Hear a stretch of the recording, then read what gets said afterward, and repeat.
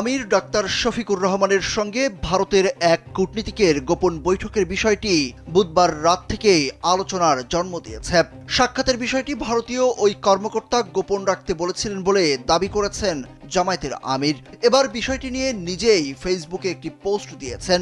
ওই পোস্টে ডাক্তার শফিকুর রহমান লিখেছেন, আন্তর্জাতিক মিডিয়া রয়টার্সকে দেয়া এক সাক্ষাৎকারে তাকে জিজ্ঞেস করেন, ভারত যেহেতু আপনাদের প্রতিবেশী দেশ, তাদের সঙ্গে আপনাদের কোনো যোগাযোগ আছে কিনা, কোনো কথাবার্তা বা বৈঠক হয় কিনা।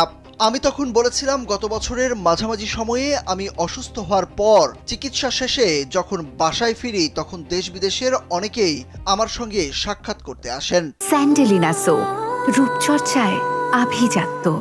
অন্যান্য দেশের সম্মানিত কূটনীতিকবৃন্দ যেমন এসেছেন, তেমনি তখন ভারতের দুজন কূটনীতিকও আমাকে দেখতে আমার বাসায় এসেছিলেন। অন্যান্যদের মতো তাদের সঙ্গেও আমার কথা হয়েছে। আমরা তাদের সঙ্গে আলাপ আলোচনার সময় বলেছিলাম, যত কূটনীতিক এখানে এসেছেন তাদের সকলের বিষয়েই আমরা পাবলিসিটিতে দিয়েছি। আপনাদের এই সাক্ষাৎও আমরা পাবলিসিটিতে দিতে চাই। তখন তারা আমাকে এটি না দেওয়ার জন্য অনুরোধ করেন। আমরা বলেছিলাম, পরবর্তীতে যখনই আপনাদের সঙ্গে দুই দেশের স্বার্থ সংশ্লিষ্ট বিষয়ে বৈঠক হবে তা অবশ্যই পাবলিসিটিতে যাবে, এখানে গোপনীয়তার কোনো কিছু নেই।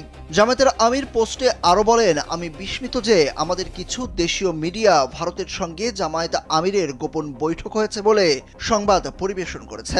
আমি এই ধরনের সংবাদের তীব্র নিন্দা জানাই এবং ভবিষ্যতে প্রকৃত বিষয় না জেনে এমন বিভ্রান্তিকর সংবাদ পরিবেশন করা থেকে বিরত থাকার জন্য সংশ্লিষ্টদের প্রতি আহ্বান জানাই।